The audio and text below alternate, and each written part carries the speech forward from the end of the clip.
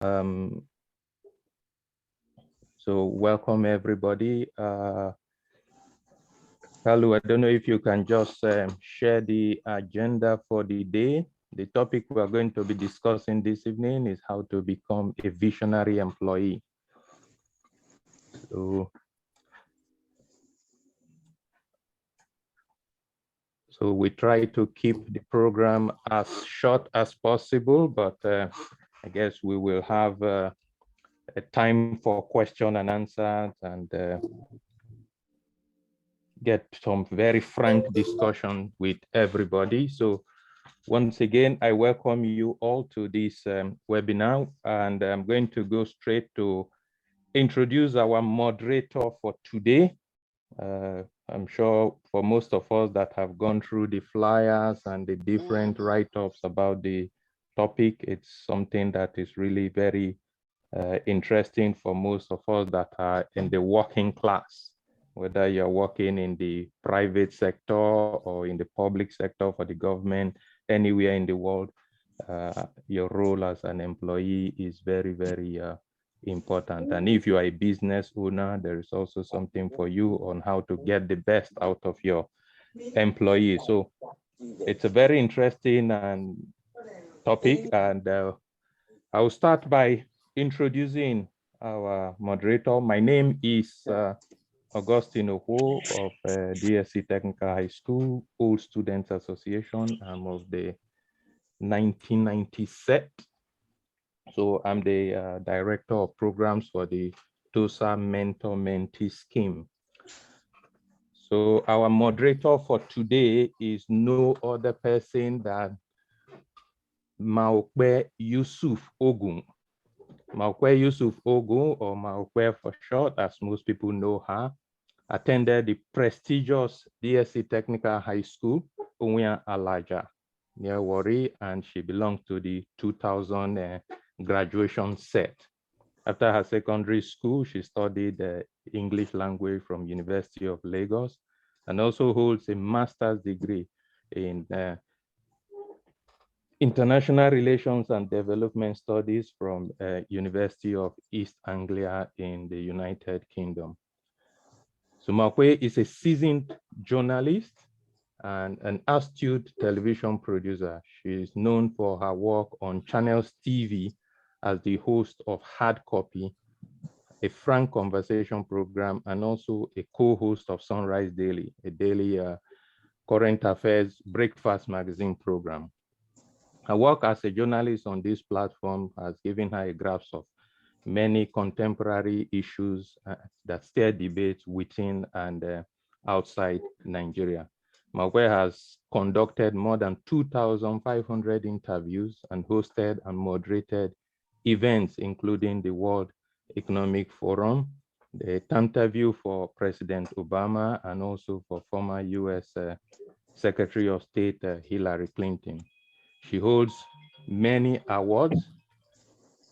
Some of them is she's gotten a recipient of the British Council UK Education Award for Professional Achievement in 2026. She has been named as one of the 25 most powerful.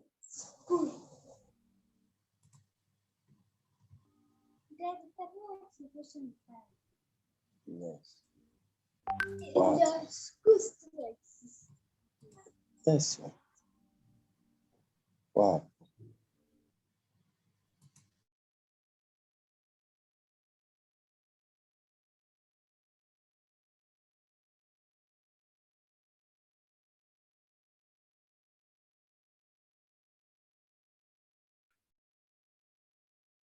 Austin, I think someone muted Austin, you. yeah, Austin, sorry, you have to unmute yourself because there were a couple of people that were speaking, so I had to mute everyone. Okay. Please unmute yourself again. Apologies for that. So I'm unmuted. I don't know what. Yeah, we can hear you now. Please go ahead. I don't know what point you lost me. You were talking about the awards that Maokwe has gotten.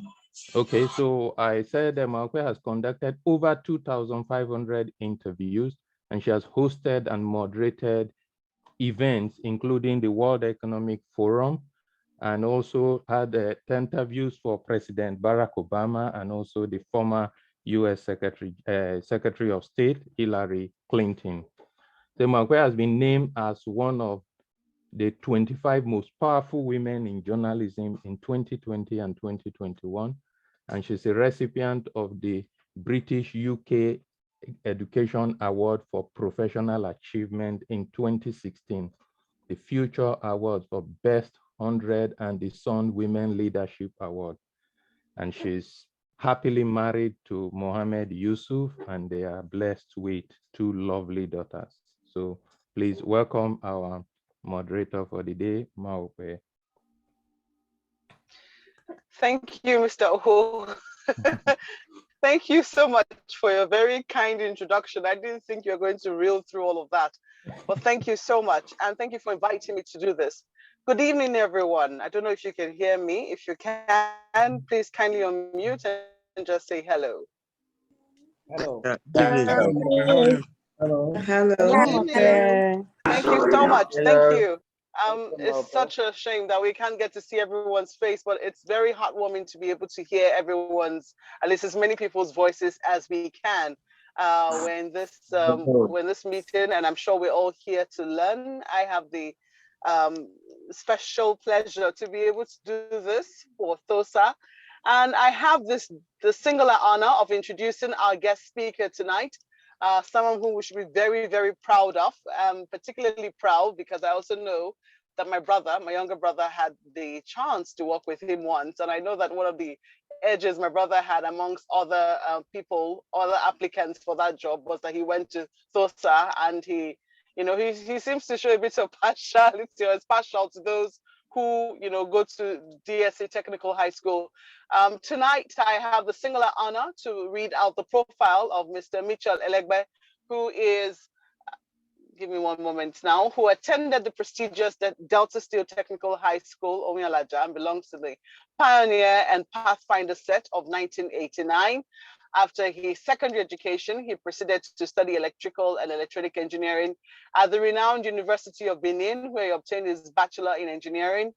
Mitchell is the Group Managing Director, Chief Executive Officer, and a member of the Board of Directors at InterSwitch, a business he conceptualized and has led since 2002, when the company went into operation just only 4 years after he finished his National Youth Service Corps, NYC. Now, under his leadership, InterSwitch has remarkably diversified its business, broadened distribution channels, and expanded into new markets across Africa, driving revolutionary payment innovation and social impact, and delivering strong growth in revenue and profits. Today, InterSwitch epitomizes longevity and expectancy, and is still strong and still super relevant almost 20 years after. Mitchell is an alumnus of the IESE Wharton CEIBS Global CEO Program. He is a consummate people-centric leader who believes in motivating his colleagues at InterSwitch to have confidence in their value as individuals, the value of the work they do, and in their value as team members, whilst being relentless in his pursuit for sustainable value for stakeholders. Now, apart from leading InterSwitch to win numerous coveted industry awards, Mitchell's leadership abilities have earned him several awards, including the CNBC Forbes All-African Business Leader West Africa in 2012, Ernst & Young Entrepreneurial of the Year Award, the International Finance Corporation's Inclusive Business Leader Award, and the acclaimed African Leadership Network 2013. Well, I'm not going to read through all of his awards because they're quite a lot. He's a fellow of the Bishop Desmond Tutu African Leadership Institute. He enjoys actively mentoring young entrepreneurs, a passion he finds expression for as a member of the board of Endeavor, Nigeria.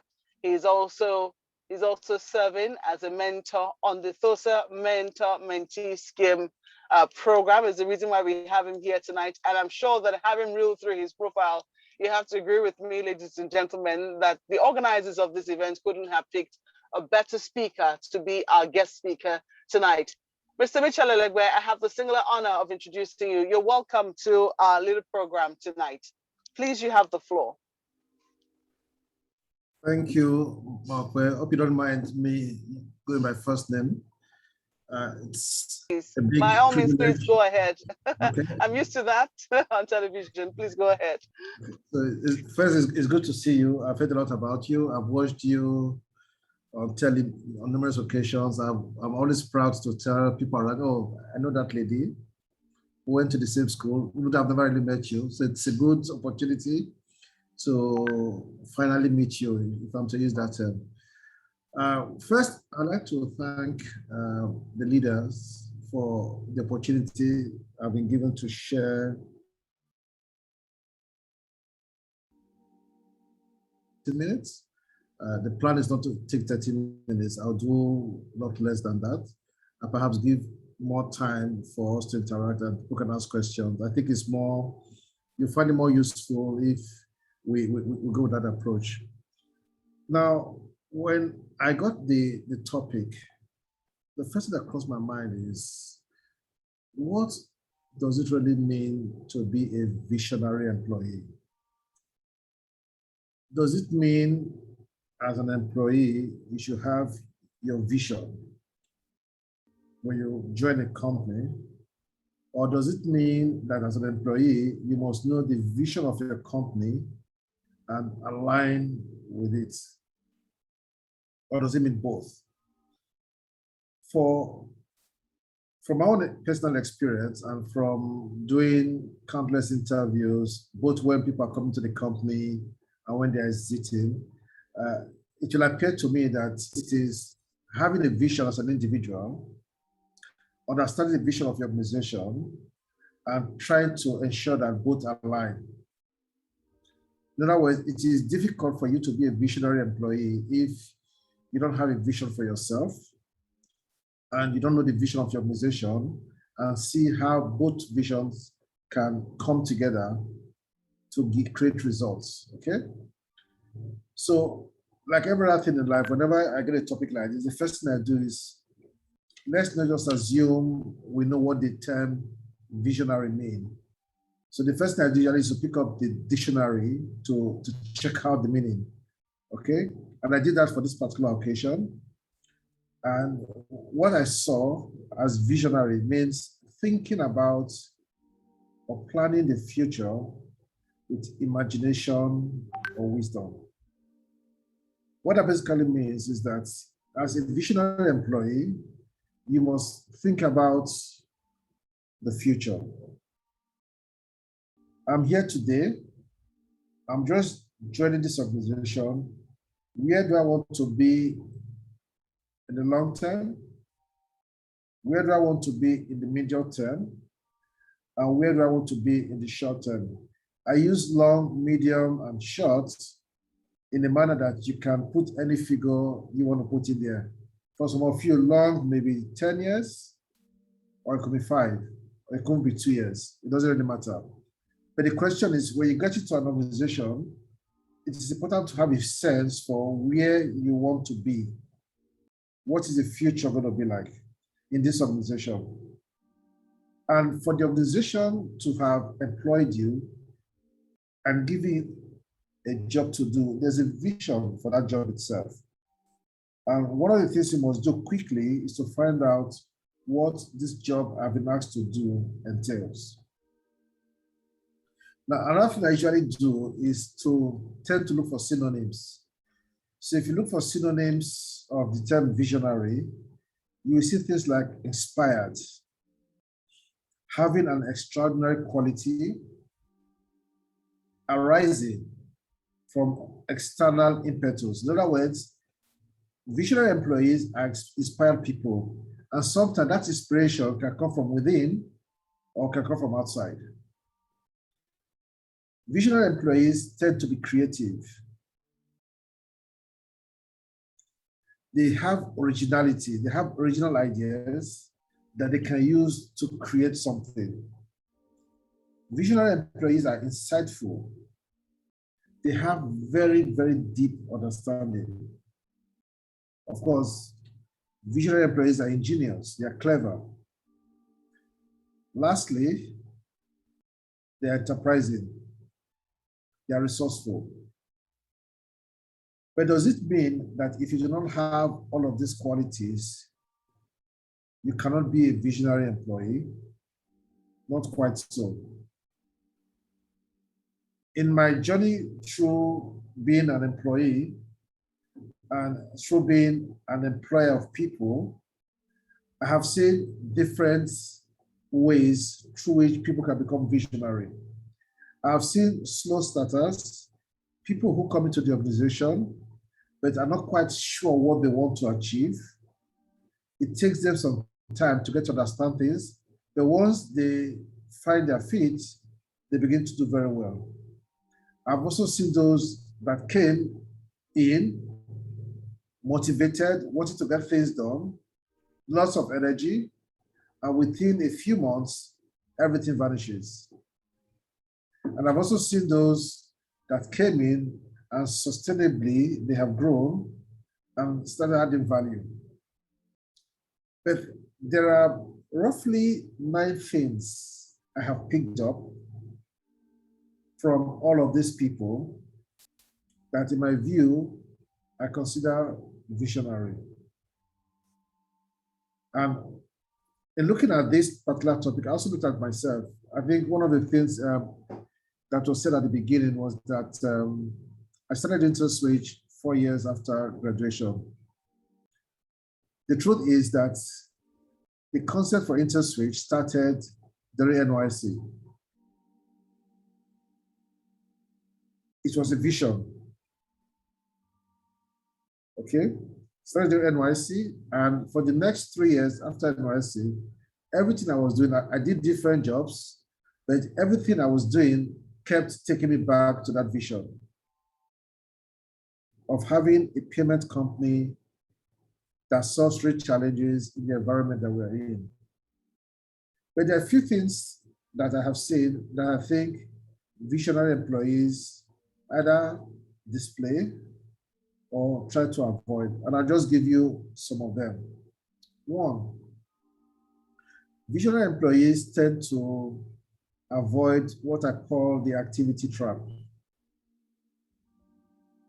I repeat, visionary employees have the ability to avoid what I call the activity trap. And I quickly define that, so you know what I mean. You get into university, you know your objective there is I want to come up with a first class. I want to come up with a 2-1. And to do that, I have to go for lectures. I have to study my lecture notes, and so on and so forth. What quickly happens is that some people quickly get used to going for lectures, studying their notes. And they hope that by doing that repetitively, it will give them first class. But what they end up doing is that they just get used to the activity of going for lectures and studying notes. And they're not stopping to check from time to time if those activities will be sufficient to take them to where they had originally wanted to be. Now, what that is called is the activity trap. In other words, people get so involved in their day-to-day activities that they forget the reason for that activity in the first place. In the same way, what I've discovered, when you get into a company, there was a reason you came to the company. There was a reason the company employed you. And there are certain things you're supposed to do.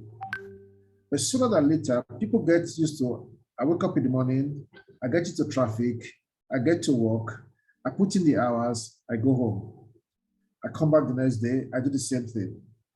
What they fail to check is what is happening around me, and with what I'm doing right now, am I likely going to achieve those things that I was supposed to achieve at the beginning?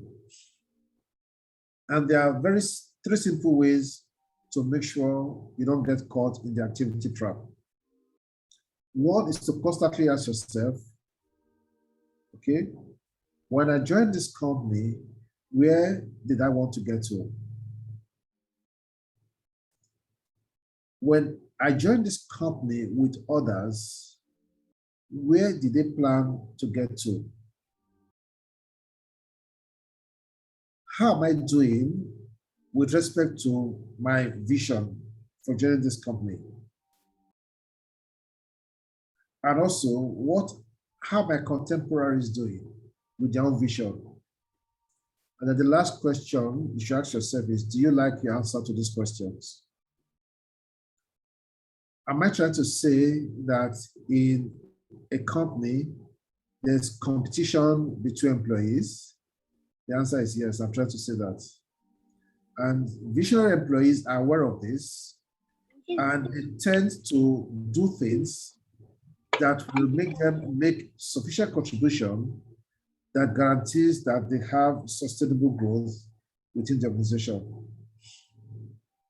Two, I've seen that visionary employees tend to think about a statement I believe was attributed to Sir John Maynard Keynes, a very popular economist, where he said that when the facts change, I'll change my mind.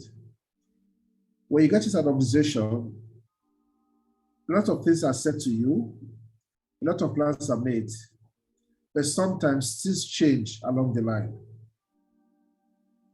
You must always recognize that facts change, the economy changes, the government makes a budget, it impacts on the company. Because of that, things are changing. And when you are faced with those facts that things are changing, what I've found visionary employees do is that they tend to recognize those changes and they imbibe them and they move on. In other words, they don't hold on to the past, they hold on to current realities and how that helps the organization to grow.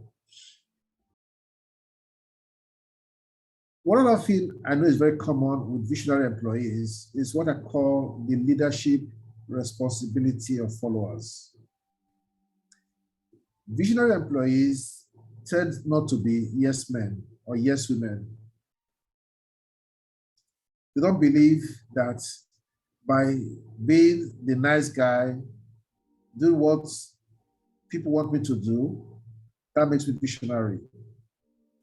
They imbibe what I have learned to call the leadership responsibilities of followers. In other words, even though as a follower, or they tend, you have a not so excellent boss. There's usually a leadership responsibility on you as a subordinate to help shape your bosses.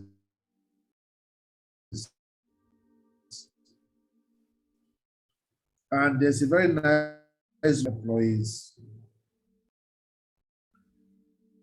Another thing is whether a visionary employee they tend to exude what are called leadership qualities, something that sits on two pillars. One, organization, which of course can go to school next. That is easy. The one that really differentiates visionary employees is another part of the pillar that I call motivation, which is the ability to free people to do willingly and well whatever needs to be done. Visionary employees tend to be the kind of people that help to get things done. And sometimes they do it themselves.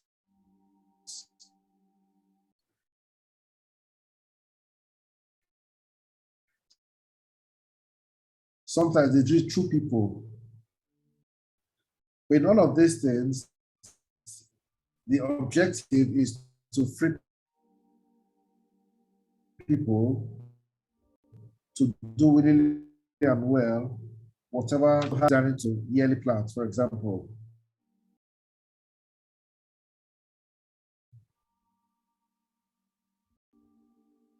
In between,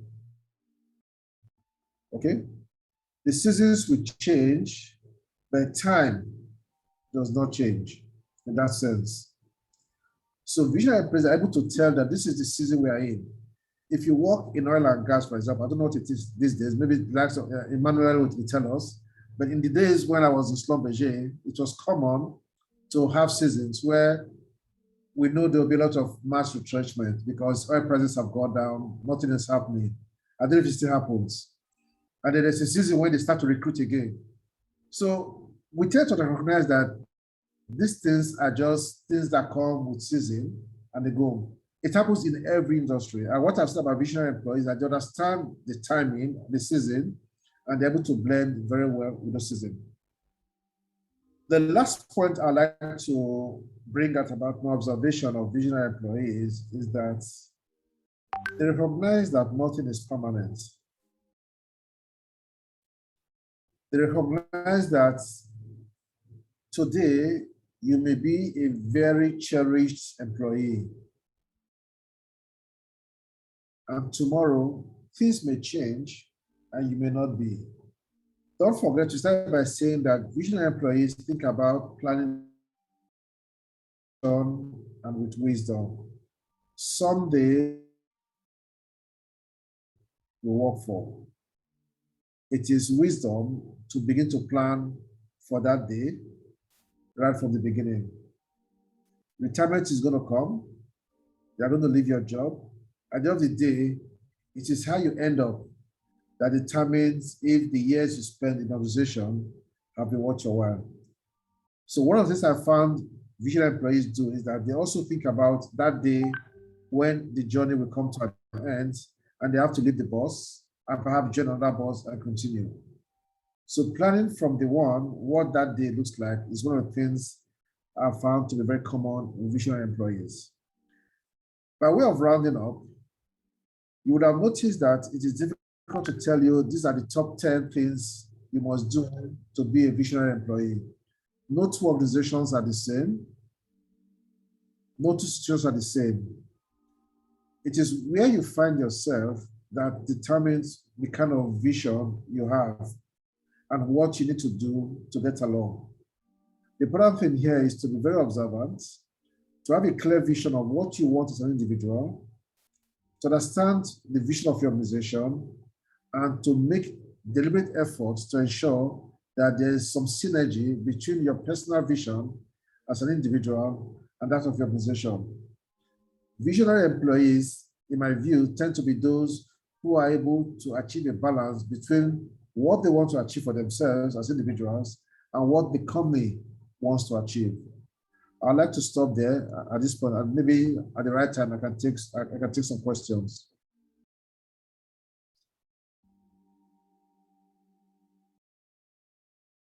Thank you very much, Mr. Elegbe, for that very insightful presentation on a visionary employee and who a visionary employee is. We're going to move very quickly now by introducing the panelists who we have on the program tonight. We have with us Mr. Kingsley Uyokweyi. If I may, I'll just quickly read through not all of his profile, just a brief summary of his profile. Mr. Engineer Kingsley Uyokweyi attended the prestigious Delta Steel Company Technical High School and belongs to the Pioneer and Pathfinder set of 1989. He possesses a Bachelor of Engineering degree in Civil Engineering, Masters in Business Administration, and a Masters of Science in Management. He is a corporate member of the Nigerian Society of Engineers and also a current registered engineer. He's an astute civil engineer with over 2 decades of cognate experience spanning across various aspects of the profession and in the last 10 years in handling various management responsibilities. He is the Chief Operating Officer of Japol Dredging Services Limited and the Executive Director Operation for Japol Gold PLC. He currently serves as a mentor on the THSOSA Mentor-Mentee scheme, TMMS. Engineer Kingsley Uyokweyi, you're welcome to our program tonight. Can you hear me, sir? I do. Thank you, my sister. How are you doing? I'm very well, thank you. We also have one more panelist with us, Mr. Emmanuel Okugbaye, who is also an alumnus of our prestigious school, DSC Technical High School 90 set. 1990. He studied petroleum engineering at University of Benin, where he graduated with a first-class honor bachelor's degree, and he has a master's degree in petroleum engineering from the Heriot-Watt University in Edinburgh, Scotland, graduating with distinction. Well, he started his career with Schlumberger Oilfield Services and worked in 5 countries, which includes Algeria, United Kingdom, Georgia, Russia, and Norway during a 7-year period. He currently serves, or let me see now, I need to quickly get something. He's based in England now, where he supports BP Global Subsurface Organization as a petroleum engineering specialist discipline leader.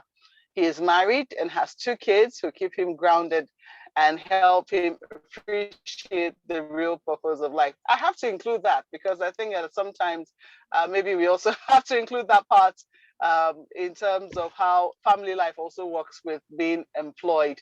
So, Mr. Emmanuel Okugbaye, you're welcome to the program as well. Thank you, Mope. It's a pleasure to be here. I always enjoy the company of our association, and it's always an honor to be given an opportunity to share with and discuss and talk with you guys. We really appreciate it. Fantastic. Thank you so much for being with us. A few pointers we already have. Mr. Legba did say that he wasn't going to speak very long, but I think that almost everything he said gave us pointers to the direction we should be looking in terms of who a visionary employee should be. Almost everything he was saying was extremely important. I didn't even know what to jot and what not to jot. But if I'm going to summarize a few of the things he says we should think about our future in an organization from the day that you join. If you're going to be a visionary employee, find out what the job you have been asked to do entails. Visionary employees are inspired people. They have creativity, are insightful, are ingenious, they're clever, they're enterprising and resourceful. And then a few things that we have to avoid. I lost him at some point, but he did mention an activity trap and how to avoid an activity trap. He also talked about how there's competition amongst employees, and visionary employees are not yes men. That's going to be very interesting. Let me quickly start with this one, how visionary employees are not yes men. In a society where it was seen that sometimes sycophancy is what leads the way, is what puts you in the good books of the boss.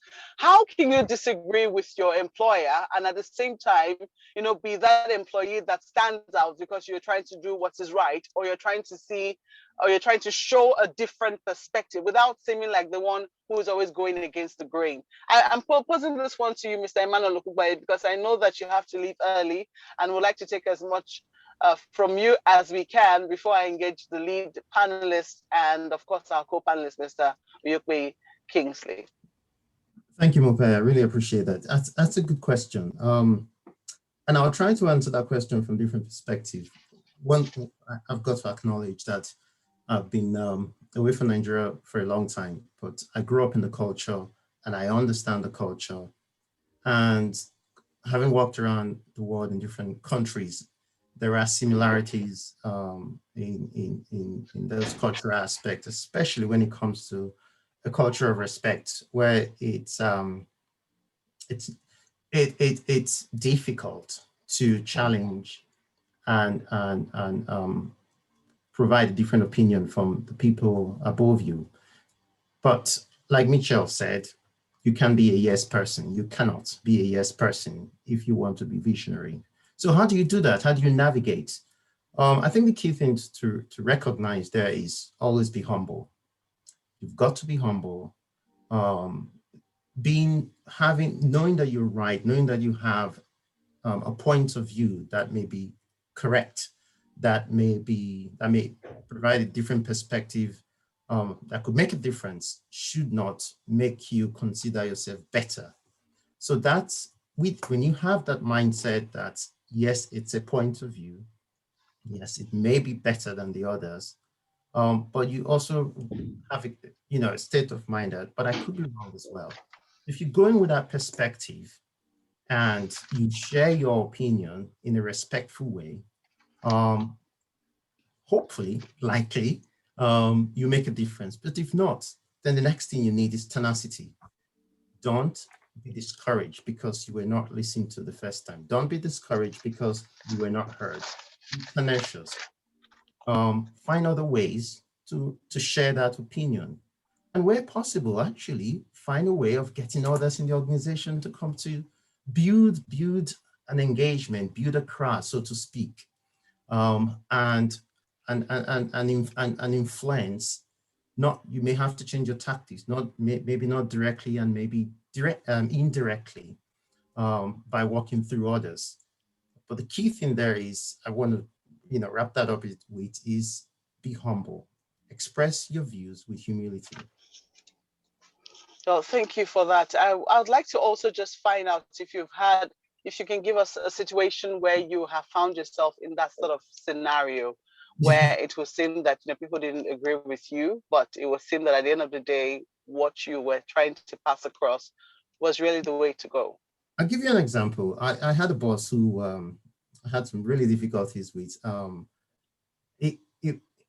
The situation was, he did not have confidence in me. He thought I was not good enough to be in the role and to be in the job I was doing. So situations would be, he would ask me a question, I'll give an answer, I'll explain, and he'll just diss my views. But he would ask the same question to someone else, they give the same response I gave, and he'll say, that was fantastic. I thought, this is not right. Something is wrong here. I'm not able to influence this guy. I'm not able to get things going in this organization. So I said, okay, I have to do something about it. So I asked him to have a discussion. And in that discussion, I told him that I'm going to be I want to relay across some personal and possibly conflicting views. But the key thing here is I let him know that these are my views and this is how it's impacting me.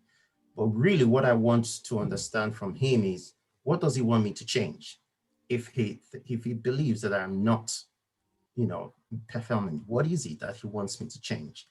He danced around the corner a little bit and said, okay, do this and this and this. I said, I'll do everything. But the key thing I also need from you is to trust me and to encourage me if you think, I'm failing.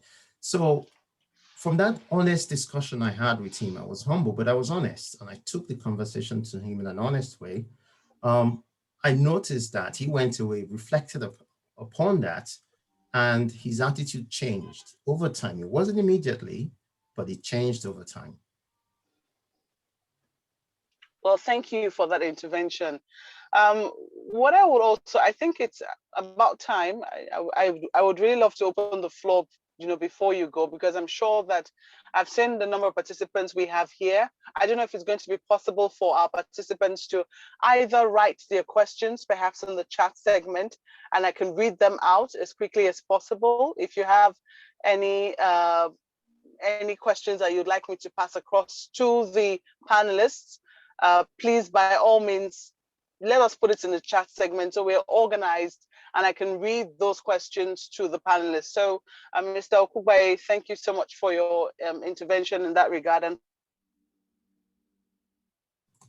thank you, Mpe.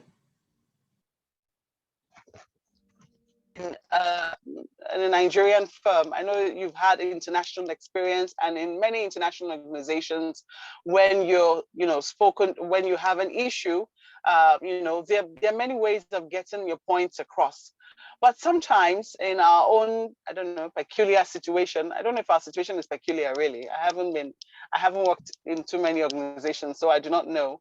But I do know that if you're working, for instance, in a one-man business, let me put it that way, the manner in which you express yourself, and I don't know whether you'll get heard in that same instance, or will I say the levels between an employer and an employee, if you're directly employed by your boss, if you can have that sort of conversation.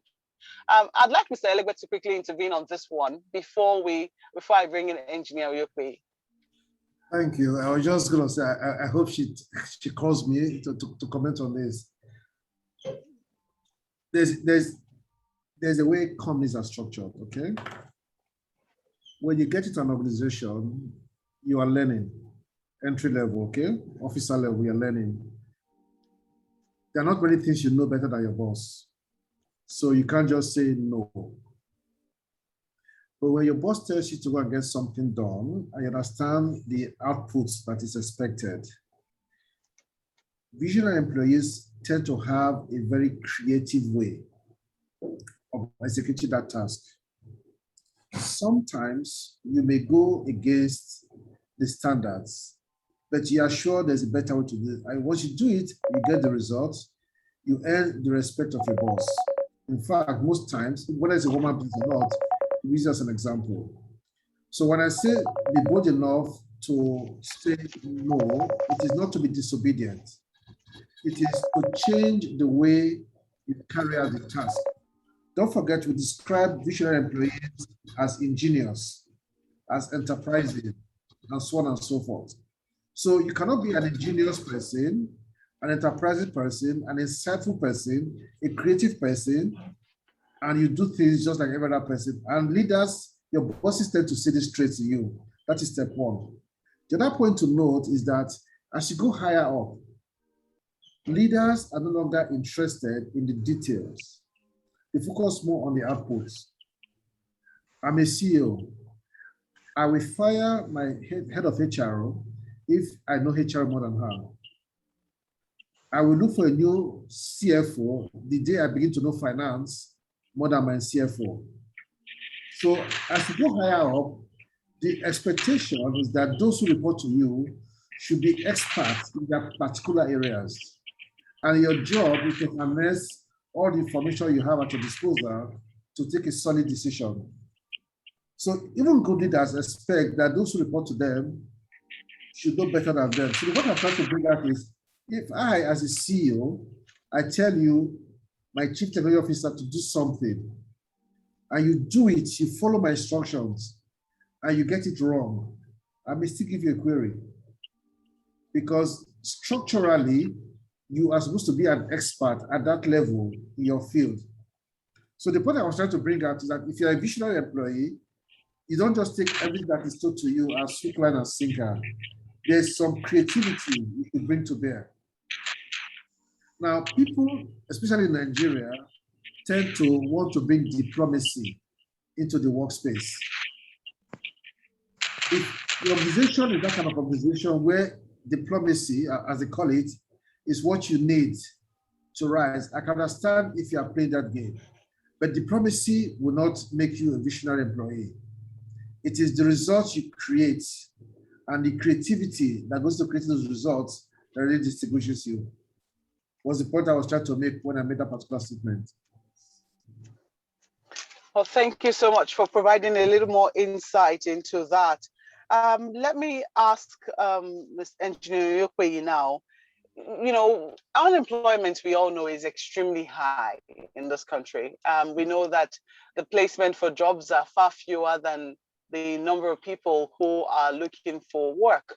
And so sometimes when you join a company, especially if you're just joining for bread and butter, I do not know how it is that, you know, we can begin to ask ourselves some of the questions that we have been asked to, you know, ask here if you're going to be visionary employees. I don't know what it's like in your own experience when you've had to employ people in a situation where, you know, unemployment rate is really high. People are just looking for anything to do. In some instances, yes, you get people who are really motivated.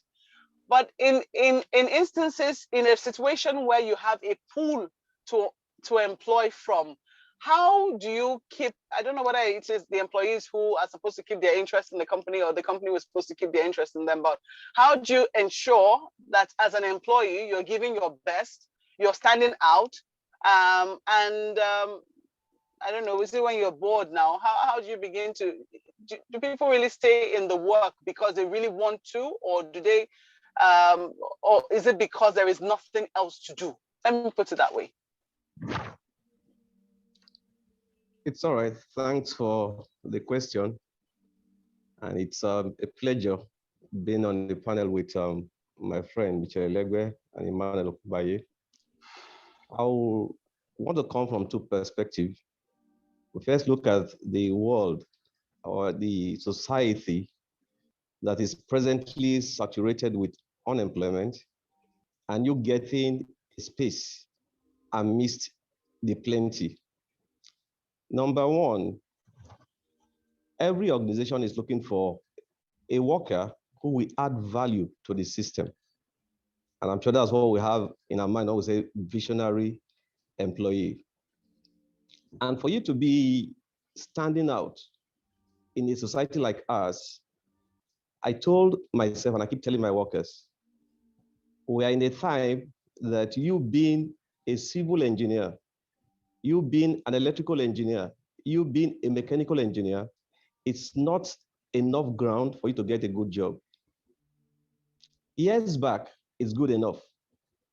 But now, if I want to employ civil engineers, I am so very sure if I have a slot for 4 people, I will have almost 200 applications, all qualified civil engineers. So I've learned to go beyond that. How many of these ones have AutoCAD background, design background? I'll go beyond that. How many of these ones can use PowerPoint? How many of these ones can give me a spreadsheet account? How many of these ones have a very good management of management? So for you to stand out in a society, do an environmental scanning of what the environment needs and what you will need to add value to your system. So that you studied engineering is not enough to keep you going in the present society. There was even once we had to recruit drivers. We wanted just 3, and the HRO came to me with a list of about 50. And I said to him, because I was supposed to be the last focal point in the last panel, I said, I can't cope with 15. Go cut down the list. And he came back and said, look, all these ones are qualified. How do we go from here? And I said to him, they all have many years of experience in driving? He said, yes. So go further from that. How many of them have mechanic background? How many of them have electrical background? Because I should get a driver who pick my car out, and if the car is having any fault, he should be able to manage the car back to the office. Not calling me, Oga, we need a towing van because I am stranded. So if I can get that one from the list, it's better for me. And by the time he went back to them, he was able to come with 7. Of the 7, they have both mechanic and electrical background. But we needed 4. So go beyond that, take them to the field, test them, let them prove their experiences. And we got 4 who we know, wherever they go to, they are not mechanics, they're not electricians, but they can manage themselves until they get to the office. So also it is when we're looking for engineers. We are not satisfied with you being an electrical engineer. We look beyond that. How many software can you operate? Will I employ you and also be keeping a drawing room as it used to be in those days? Will I employ you and also go to have the backup office where we have technicians, draftsmen to be there for me? No way. The company is battling with just lean resources, and they must make the most use of their resources. So everyone should try to add value to themselves beyond what they studied in school, so that the company cannot say no to them. So if you are in the company on the other side too, look around. What can you do to improve the lot of the company? At the time I came to my company, and I discovered that they pay so much for hydrographic survey and geotechnical investigations. We normally sublet them out to different companies. And before I came in there, I had some knowledge about it. And I said to myself, wow, what about if I stand in that gap? I paid for a course outside the country. And by the time I came back, I strolled to where they were doing it, where they're supposed to contract this thing out. And I said to them, look, let's not go this way. Let's get this equipment. It's cheaper for us to do it here. And said, can you do it? I said, yes. And that was the beginning of my offspring in my present company. At the time I joined, I had about 13 superiors, including 7 whites. And in a span of 5 years, I rose from a project manager to become a COO and finally an executive director. At the time that they were saying, well, you must either be a Dutchman or a Yoruba man, because for the past 20 years of the company, no other tribe had gotten there. It's either a Dutch or a Yoruba. But I said to them there, it's not an issue to me, it's value. Keep adding value to yourself, keep improving yourself. No company will say no to you if you are doing that. And if you are doing that automatically, in line with our team, you're already a visionary employee. Thank you. Thank you so much for that very insightful intervention, Engineer Oyukwe. I know that Mr. Oku Baye has to leave. Yeah, well, I just read his message now. He says he needs to leave. I was told before the meeting started that he would like to leave early. But we have a question which you can quickly answer in maybe in 3 minutes, and then you can eventually leave. Take a leave from there and say goodbyes to us. Say your goodbyes to us. This one is from Ugo Ambrose Omeri, and he says, in what ways can one influence autonomy in your daily workflow while trying to improve output, especially in an organization where tribalism plays a major role against your favor? An example is the inability to redirect your boss's goal from manual reporting and long meeting durations to short meeting times and business or sales focused goals. I'm trying to read this now. Sales focused goals while tribalism in the office is high. I don't know if you have any insight into this, how you can quickly answer this question from Ugo Ambrose Omeri, and then I'm sure you can say your goodbyes. Right. Thank you. Good. Really good question. And it's not going to be an easy one. And I say that because if it was an easy one, then the problem of tribalism would have been fixed already in Nigeria.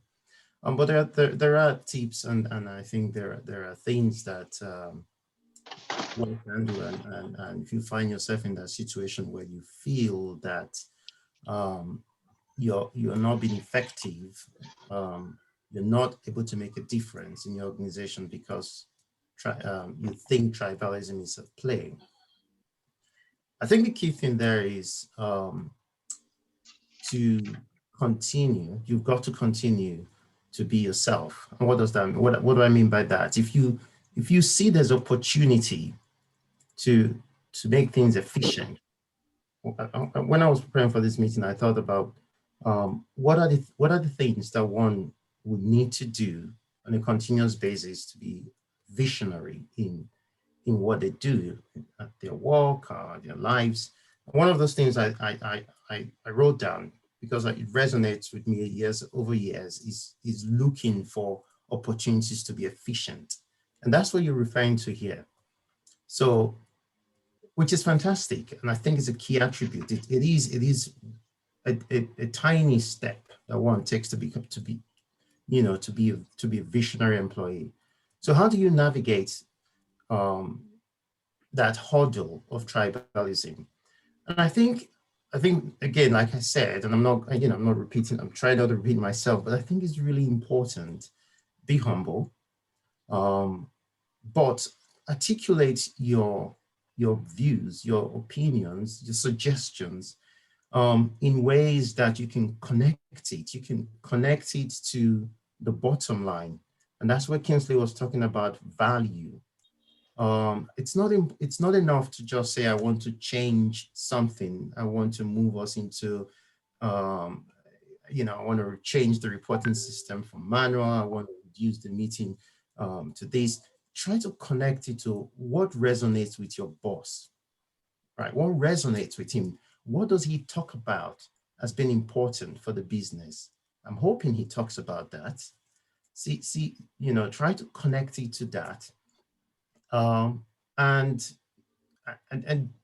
I would strongly suggest not to refer to tribalism. It may exist, and yes, it's there, but if you were to weave it into the conversation in any way, then you basically lose the objective. So, I mean, to wrap up, stay with your thoughts. When you have thoughts of, you want to drive efficiency, this is brilliant. Don't let go of them. Find ways to connect your ideas to the bottom line, to what is of value to your boss, which means be attentive, really read your boss, understand what makes him tick, and see how you can then weave your ideas into what makes him tick. Yes, from my experience, no matter how, what word I want to use? When you think about it, I don't want to describe people as being tribalistic, but yes, even if they have that trait, humans are complex, and there will be something about them, you know, that recognize performance, that recognize that someone is actually here to help the business. That doesn't go unrecognized. Even if it's not immediately, in the long term, it does. So that's what I would say. I think I'm hoping my panelists, my co-panelists, Kingsley and Mitchell, can also add to this really good question. But I'm also sorry that I have to leave because this is such an engaging discussion. But thank you for the opportunity to be here. And hopefully next time I can stay longer and have a chat with everyone else. So, thank you so much, Mr. Okubaye. Thank you for sharing from your wealth of knowledge, and we really appreciate your time with us tonight. Do have a lovely weekend. Okay. So back to the rest of our panelists. Let me quickly come to you, Mr. Elegbe. I do not know whether you would like to intervene in Mr. Omir's question now. I've seen a few, well, some of them are contributions. I've seen this one from Mr. Kalu Donsi talking about 2 rules of management. The boss is always right. If you think your boss is wrong, proactively call his attention to it. However, if it doesn't work, refer to rule 1. That's something, I don't know if that's a contribution or that's a question, but that is what he has there. Mr. Okubaye already intervened in Omer's question, but I don't know if you have any perspective to that. Maybe he would have experience, I don't know if he did, maybe in racism instead of tribalism. But if you have to deal with tribalism in an office, or, you know, an organization that's always focusing on long meetings, you know, versus, you know, achieving results from action-oriented, you know, deliverables. I do not know how you're supposed to navigate that as an employee if you have bosses who that's their primary concern. And I'm also seeing contributions from Elvis talking about some of what Mr. Yokwe has already talked about, adding value to oneself. I see that from Alex Nana as well. I don't know if you want to quickly intervene on that particular question before I take up another issue with Engineer Yokwe. Yes, definitely. I'd like to. I think there was a point Emmanuel made where he said it may not always be tribalism. Usually when you have a challenge with a boss and the situation is not logical, you begin to look for different reasons why there's that difference. In Nigeria, if he's not a member of your tribe, you tend to think it is tribalism. Some cases, if it's not a member of your religious affiliation, you tend to think, oh, it's because I'm a Christian, it's a Muslim. Or if you're in a different country, like the one Emmanuel is in, it is easy to think it is racism. So there's always a reason we ascribe to things. But the fundamental truth is that we're all human beings, and human beings behave in a particular manner. There is this work that has been done. I will encourage you guys to Google up the control continuum. When you talk about autonomy, I want to be blunt, perish the thought. A company is not a state where the governor has absolute powers or where the president tends to have absolute powers, okay? So when you talk about autonomy, it may interest you to know that your chairman, the chairman of the company, does not have full autonomy. The managing director who takes his powers from the board does not have full autonomy. So when you demand autonomy, sometimes you are asking for the wrong thing.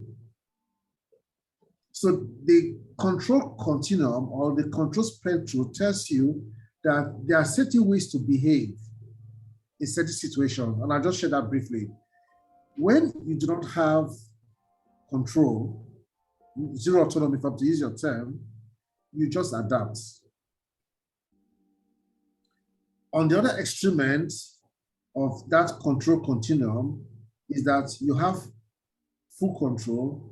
In that case, make a choice and just act. Most times we find ourselves in between. In other words, we don't have full control, we don't have zero control. That middle area is where most of us play. And in that middle area, what you should strive to do is to influence things. Okay, excuse me.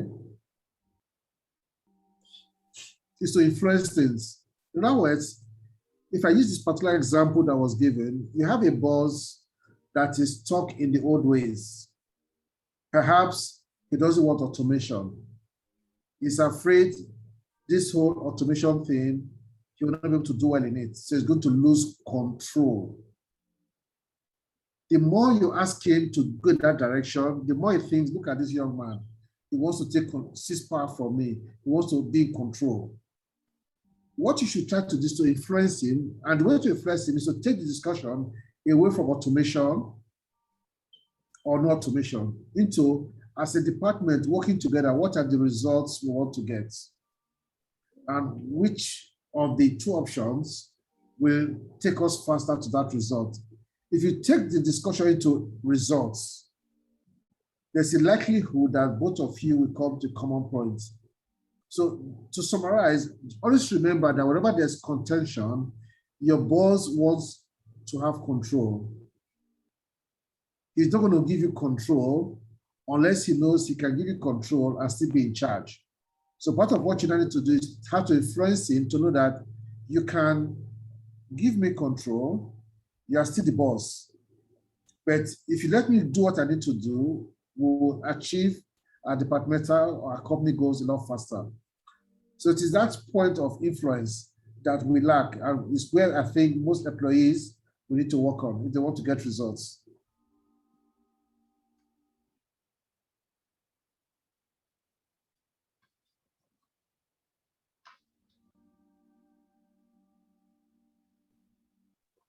Mark, are you there?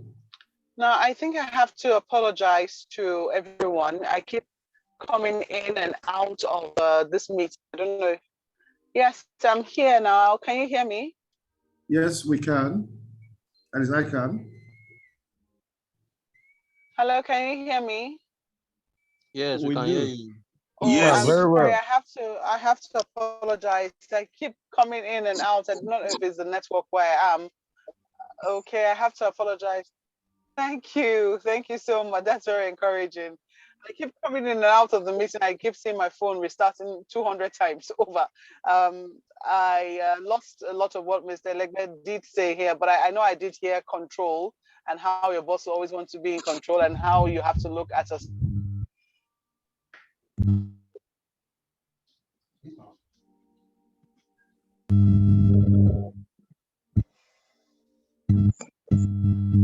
Control.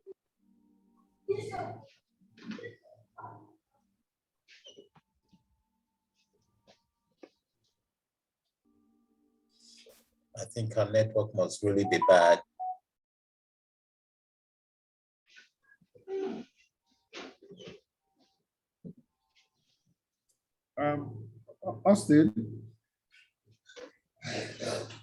Austin, if you're on the call, you may want to support Marco. So whenever she's out, then you can keep discussion going if you're still on the call.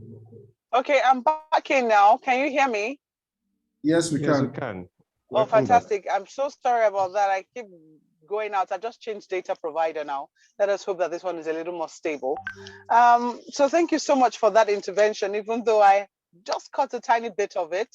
I don't know if we have any more questions because somehow the chat was erased when I got back in. So I do not know if there are any more questions that haven't been addressed from our chat segment. But I imagine that we have all manner of people. I mean, from those who are attending this this particular conference on different levels in their employer-employee relationship. Perhaps those who are job searching, those who are have just been employed, perhaps in a new company, maybe they left an old company and at a new job, those who have been employed for quite a while. But let me quickly ask this one for those who find themselves stuck in an activity trap. You mentioned that, Mr. Elegbe. I do not know if Engineer Yokwe, if it's something that you can relate with. Did you ever find yourself at a point where you were stuck in an activity trap, and how did you break out of it? Well, it's a common thing, and it's always fine if you understand your passion so that you can build your aspiration around it. When I was getting out of school, I looked out at the labor market and I said to myself, in structures, they have so very many old men out there.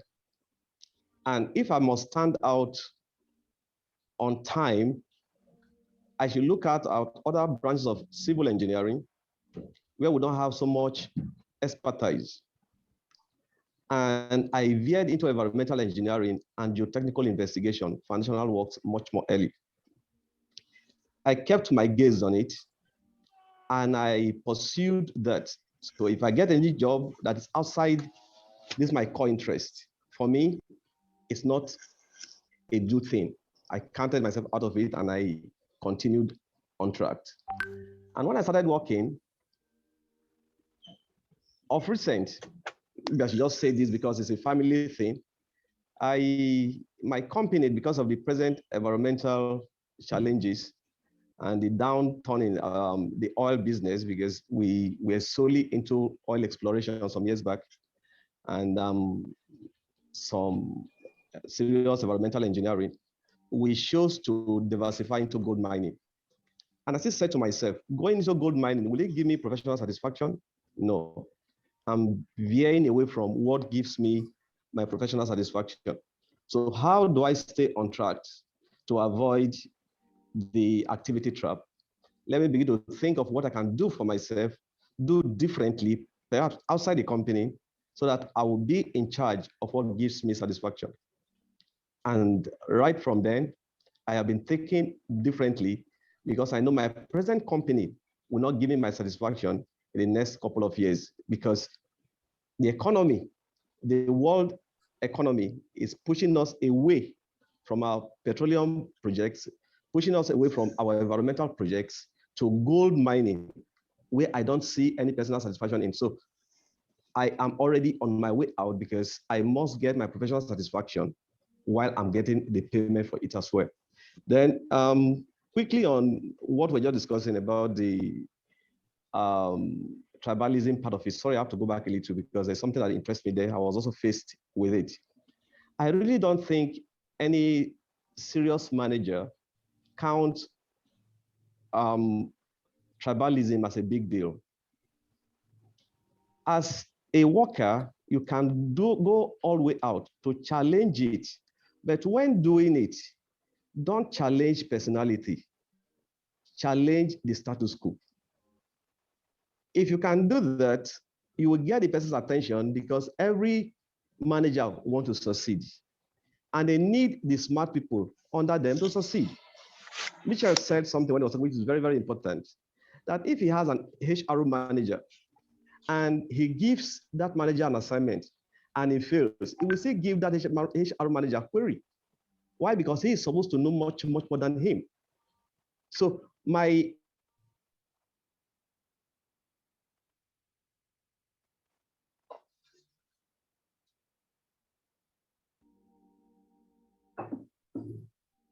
if he fails, so for him not to blame the status quo, respectfully, but where most people have issues, and on the long run, we put it on tribal sentiment, we put it on religious background, whatever the case is, you cannot know it more than the boss, even though you do, in practical terms. You cannot arrogate to yourself the position of leadership over your boss, even though you control what gives you the leadership. If he knows that he's safe with you, it will open up to you and it will be the voice that will fight your cause for your promotion.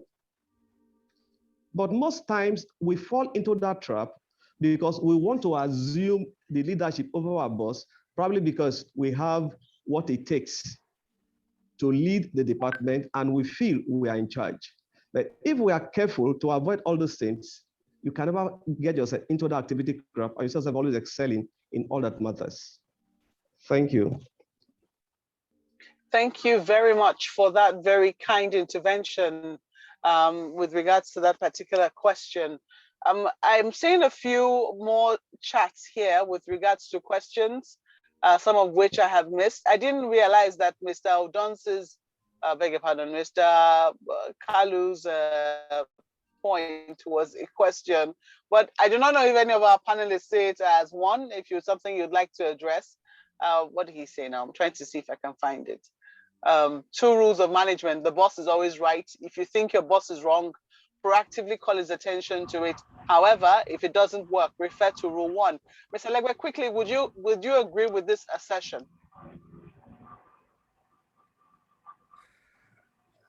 Hello? I'm trying to look for the right way to answer that question, because I know where the person is coming from. But no, I will not agree with that. Okay. And for many reasons. One, boss is not always right. In my own career, I've seen that numerous times. But how to maneuver it? Sometimes an employee can know more than the boss, for whatever reason. Okay? But I don't think it is your place to rub it in all the time. So if you have a difficult boss, there are many ways you can deal with that in a corporate environment. Okay, so for example, you can politely send an email asking your boss that is insisting you must do this particular task in this particular manner.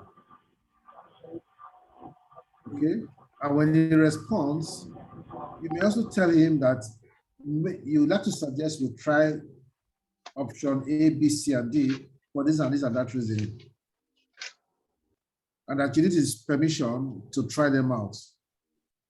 If he says yes, you've just convinced him, because you will think about what you have written. Bosses tend to think more when things are documented, because they don't want to commit themselves. So my advice to you is, rather than just say the boss is always right. Therefore, if you try, it doesn't agree, go back to point 1. Don't just go back to point 1, document it. Because like I said, if you work for me and that happens, I will still hold you accountable.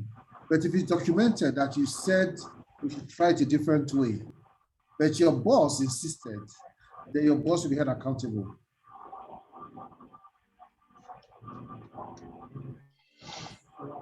Well, I do know that no one likes being documented. I know that some people do not like being documented. And I know that in some organizations, that could, in some instances, backfire. But let's look at this. I want to quickly address the employee who is feeling not fairly remunerated for work done, especially when he or she has proven that he or she can be outstanding, maybe in certain situations, and did not get maybe fair remuneration or praise or whatever it is for that particular maybe life-changing or significant input into an organization. I'd like you to intervene on that one, Mr. Legbe. Then I'll give this one to Mr. Engineer Yokweyi with regards to employees who are constantly being bombarded now about being entrepreneurs. How do they handle the pressure? This is the time when we talk about an entrepreneurial spirit. Everybody should have one. And you're being bombarded right, middle, left, center about how you should learn to be your own boss, more or less. How did you survive that pressure? I'd let you come to that, but let me quickly answer. Let me quickly take a response for this particular question from Mr. Legbe. Okay, so I'm going to respond based on 2 scenarios. Scenario number 1, you work for a one-man business. And scenario number 2, you work for a proper organization. Scenario number 1, it is what the boss says that goes. Okay? Today, I hosted an old friend who told me he works for an organization where he did something. The boss was very much happy with him. And the man sent him some money. That is his reward. The man may not promote you, but for that moment you showed some brilliance, it throws you some money. That is one style. In corporate settings, most jobs have been graded. So there's a pay tied to the job that you do. And everything about that job is measured based on the output expected of that job. It is normal for people to miss promotions, to miss bonuses. The key thing is to ensure that the expectation is clear and well documented. Where, for whatever reason, the documentation is clear, you've deserved it, and it has not been given to you, that is wrong. And when that usually happens, you have a few options. You may choose to leave the organization. If they really cherish you, they will not let you go. Or you may choose to stay and hope for better. But what you must not do is a good employee must not become a bad employee because he or she missed one promotion. In my organization, I've seen good people miss promotions before. Not because they're bad, but we couldn't afford to promote everybody. But usually there should be a conversation between you and your bosses. Excuse me. There should be a discussion between you and your bosses when that happens. So I explain to you why there were 5 of you to be promoted, but we only had a quota for 3. So we have to promote the top 3. Once that conversation is held, it's a sign that they recognize you. But in case where you deserve it, it's not given to you, that is discrimination. Under a situation of discrimination, I'm not quite sure the advice to give because there's no one size fits all advice when you're being discriminated against. There's a lot of contextual issues that one must consider before you take a decision when you are being deliberately denied what should come to you.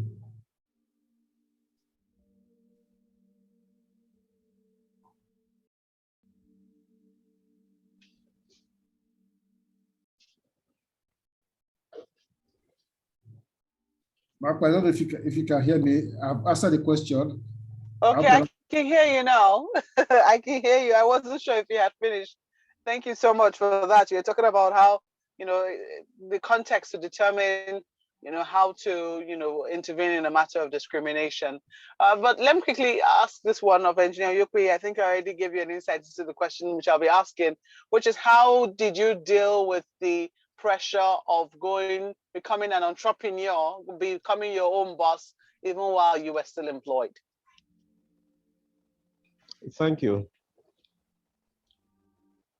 See, the driving goal for every employee should be to add value, which I've said before, to the system. An entrepreneur is somebody who looks out for what is not, and they want to convert it to what it is. That's value. We're used to doing it in a different way, more expensive. How can we do it in such a manner that we can maximize our profit? The entrepreneur does not think like an hirer. He takes the job as his personal job. He thinks of how he will maximize profit if he were to do it for his own self. He thinks of more efficient ways of doing it. And because his target is to maximize profit, he goes extra mile to learn the nitty-gritty of new methods of operation. He goes all the way out to learn better ways to get and source for your raw materials and whatever it's needed to add value to the system. So for me, it was a challenge. How can I add value to my system and what can I own in the system? And it was fine for me to look around and pick those areas which I know I can own. I will have my professional satisfaction, and yet we add value to the system. They're always there in every system. Why will Elegwe fire an HR that he gave an instruction?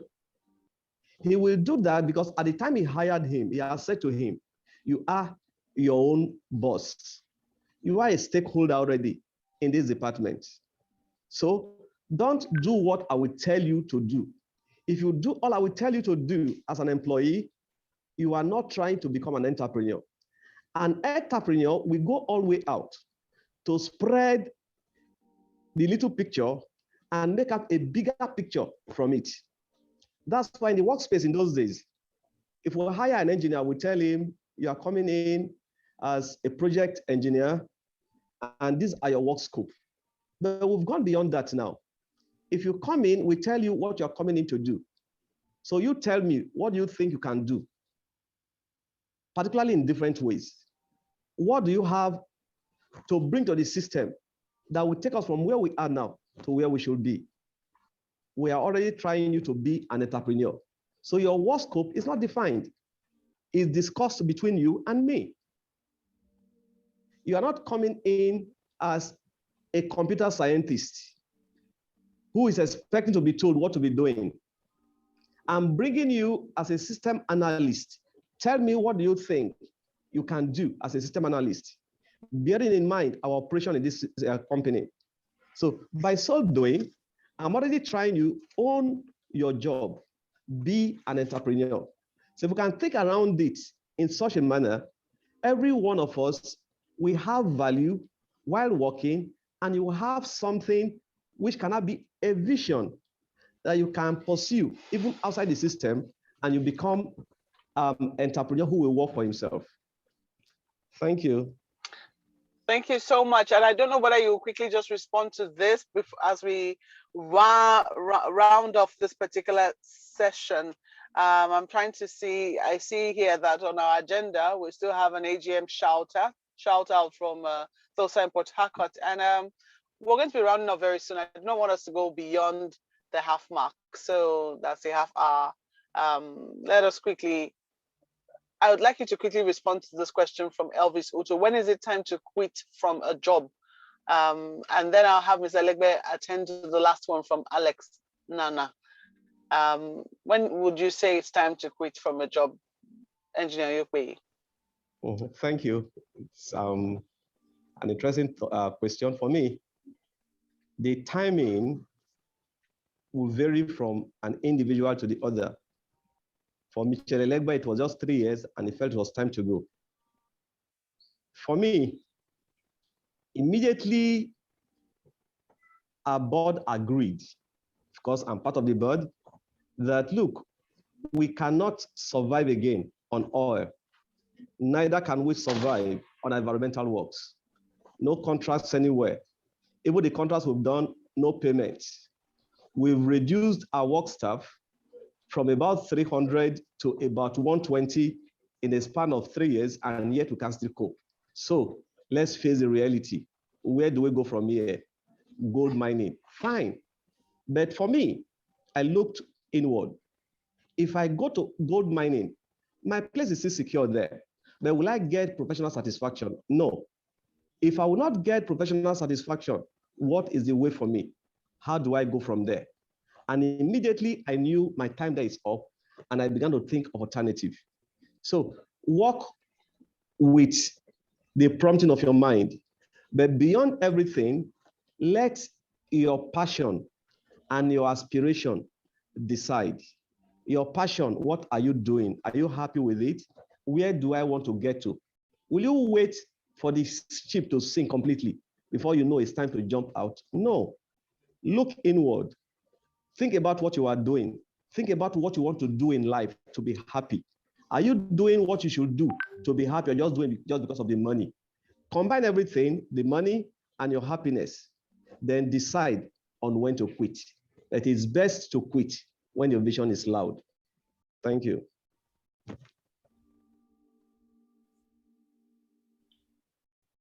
Hello, Mokwe. Mokwe, you're on mute. Oh, sorry. Thank you for that particular intervention, Engineer. Let me quickly take this from Beatrice. Her hand is up. It's been up for a while. Beatrice, please, you have 30 seconds to quickly make your intervention or ask your question. 30 seconds, please. Yeah, good day all. I'm glad to be part of this. even though Mitchell, you didn't invite us, 89 said, I guess you feel we are too old to be employees. Anyhow, I'm here. So the issue of employee entrepreneur, because I want to use myself as an example. I worked with national economic marketing for like 11 years. A good employee, they always say Beatrice knows her job front to back. And at a point, I had issues with one of my directors. I don't want to go into details. So talking about employee entrepreneurial relationship, at a point, I had this vision that by 40, I should stop working. You know, my mom, businesswoman, I had this vision that I will be an entrepreneur, hustler, working. So somewhere along the line, I started my boutique business by the side. So at 38, I stopped working with Con Oil because of issues I had with one of my directors. So what I want to say is that as an employee, just see yourself, if you are not, maybe your father is not the owner of the company or something, just see yourself as you could leave the job tomorrow. So apart from being an employee, no matter how good you are, you should have a vision by the side that what can you do in case something happens tomorrow? So when I stopped work, I had to even put in my resignation, even though I had been called by the side that I should resign. I was called to resign, but I still had to put in my resignation as if I was leaving, giving them 3 months notice. But already I had my boutique by the side and I started my boutique. I thought I could go back to job, but I never went back to work. I stopped working at 38 and now I'm 50 and somehow I'm a hustler, I'm surviving. So don't think because you're an employee, you're favored and something happens tomorrow, you can go nowhere. Always have a side hustle. That's my own contribution. Thank you. Thank you so much for that particular contribution. And I think that's what I was trying to, bring out from Engineer Yokwe when I said, how do employees survive that particular one? Mr. Legba, you want to quickly intervene? Yes. You want to attack me? Of course not. Beatrice, how are you doing? No, of course I'm not. good. One of the points I made down, which I did not say because I thought it could be easily misread if I did not have the time to explain, is nothing is permanent. There's a time to sack your employer. I decided not to bring that point out because every journey will come to an end. Sometimes it is because you feel you have reached your destination, and so you have to jump off the bus. Sometimes something goes wrong while you're still on the journey. This is my advice. I have, and this is personal to me, it depends on where you stand. I have never changed job because of financial gains. In fact, most times when I have changed jobs, it was for lower pay. But every job change was strategic. It took me closer to my vision. If you don't have a vision, even if something is going wrong, you will never know. There's a vision for what kind of life I want to live while I'm single and I can take risk. Once you get married, things change and you need to adjust things. When your children start getting to a level where education costs a lot, there's a change. The important thing is that your job must be able to meet your needs at those points in your life. And so if you sense that being in a particular place no longer allows you to achieve your vision for yourself, it is time to begin to make a change. Okay? Let's not kid ourselves that the days of lifelong employment is gone. No company expects you to stay forever. In fact, sometimes staying for too long may be construed to mean you don't have any option. So always time your exit with, am I adding value? And is the company appreciating the value I'm adding? If your company appreciates the value you're adding, they will communicate to you in clear terms and you will know. But when you're not getting that appreciation from them, and you really feel personally your vision for yourself will not be met, it's time to start looking out.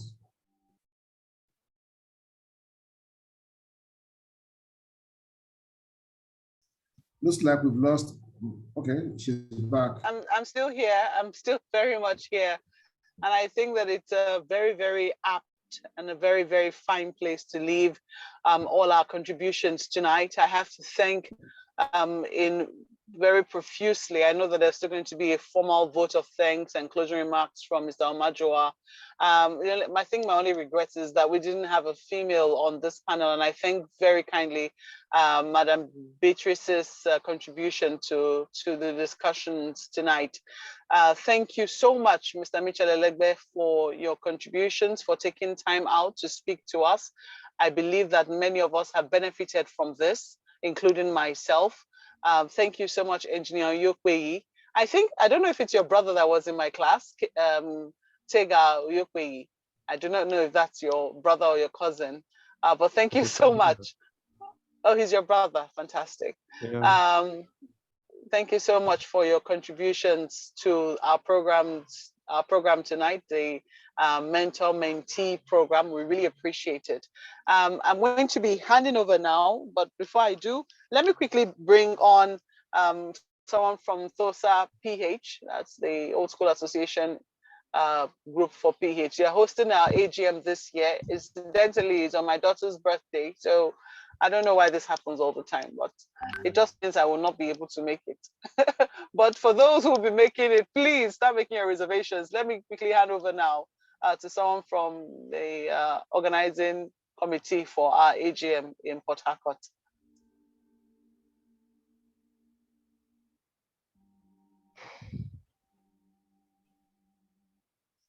I do not know, Mr. Austin, do we have anybody who is on standby who has been appointed to do this?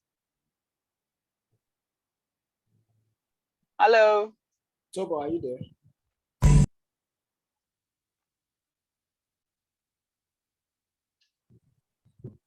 Olive, are you there? Okay, that's Presido. I think that's the president. Yeah. Thank you, Malcolm. Just hold on a little. Yeah. Okay, Mr. Chunu is saying he needs access. I think he's here. Nobody can hear me. Can you hear me? I can hear you. We can hear you I now, can hear you. loud and clear. Yeah, Kalu, you're supposed to project something. Can you do that, please? While he's doing that, can Tobo take the floor so that we gain time?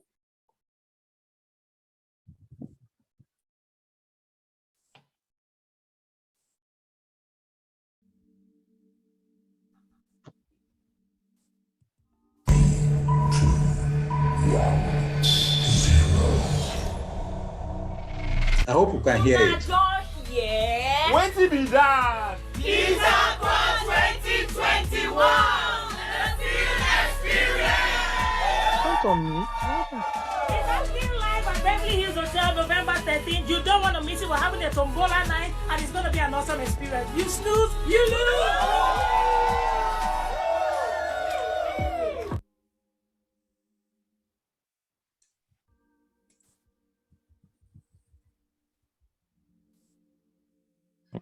So, Omajoa, over to you, please.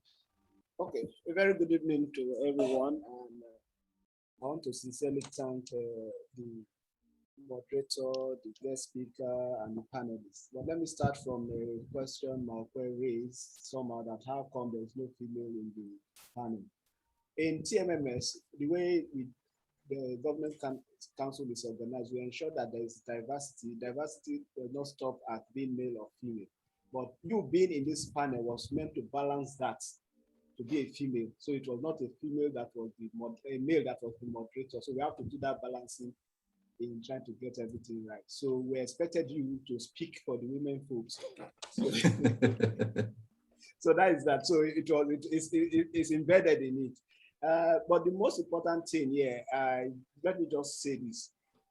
This is the last webinar we're having for the year. We started last year. We had a series of webinars. And one of the challenges we had was that we categorize our mentors. We know that some of them, top CEOs, it will be very difficult for you to pair them with somebody that would mentor them for this person for 12 weeks. But we know if you discuss with some of them, if it's only 5 minutes, you are able to have that time.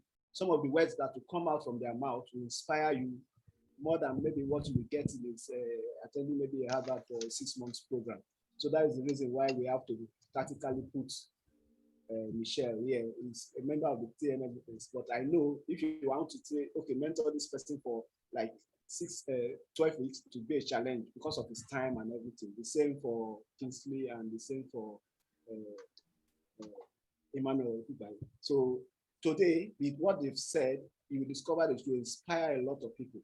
And that is the reason why I want to really thank them for their time to come here to really give us a lot of things. I've known all of them. I think none of them, I would say, is less than 30 years. I've known them more than for that number of years. So they are great people. When they talk, when you meet them one-on-one, you enjoy it. And let me just roll the tape back to Michelle. While we were in the university, he was my senior both in technical high school and also at the university. But there was a first bank competition that was organized, I think in 1994 or so. And that the topic for that competition was the first for First Bank, because that time First Bank was doing Century 2. And the topic for that competition was the impact of technology in the banking industry for the 21st century. Michelle, I don't know if you can remember that competition. We both wrote it together. We went to, I think, Apapa listening to submit the stuff there. But I read Michelle's write-up. I extensively, and if you look at what, as at that time we're in the university and what is happening now, that was the first time. It was inside Michelle's write-up that I heard the word for the first time, information technology.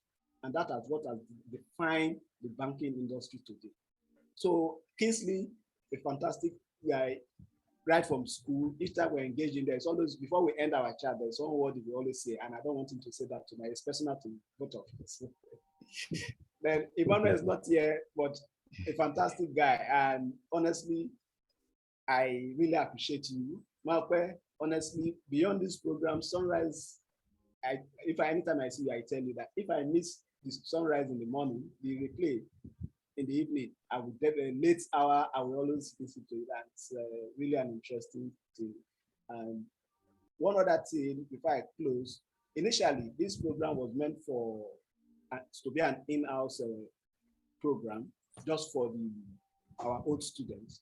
But somewhere along the line, we looked at it that, look, we can't just hold knowledge. Let us export THSOSA to the world.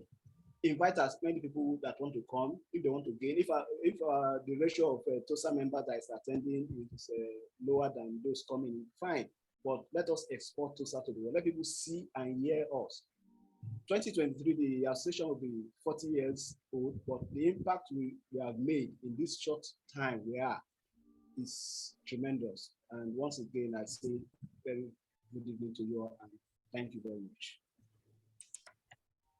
Thank you very much, Omajua, and thank you once again to our organizers, and see you all in Port Harcourt. Michelle, Beatrice, I hope we'll see you guys in Port Harcourt. Thank you, Austin. Thank you. Bye, everybody. Thank you so much. Bye-bye. Thank you. Yes, bye. Thank you, everybody. Thank you. Bye. Yeah. Madam Beatrice, I greet you specially. I see. Thank you very much. Madam Diva, Hi, everyone. Yeah, here, Anita. Senior Beatrice, this is 50 Senior years. Beatrice. I'm telling people you are 50 years old. Though. You don't look it at all. Senior Beatrice, don't say it again. Because the trick is that the more AGM you attend, the younger you are. Yeah. I will attend one soon, very soon, very soon. Bye. Austin, thanks. Thank you very much. Kennedy, thank you so much, everyone. Thank you. Well done. Thank you very much. I didn't know it's your guys' team. I just saw Emmanuel. I didn't know it's this DST thing. Yes, I work for Nasha. Well done. Keep it up, man. Thanks. Yeah, welcome. Thank you very much. Well done, everyone.